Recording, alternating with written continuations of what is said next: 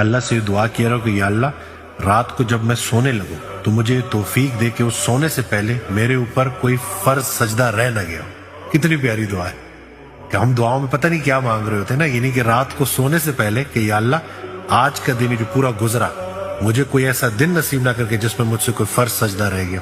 اور دوسرا انہوں نے کہا کہ تہجد پہ نا اٹھ کے کہتے ہیں کہ نفل وہ سب وہ کرے لیکن ایک لمبا سجدہ نا بس تشکر کا کر لیا کرے.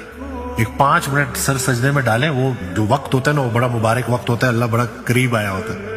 تو سر سجدے میں ڈالیں اور سر اٹھائیں نا اور کچھ اللہ سے دنیاوی چیزیں نہ مانگیں.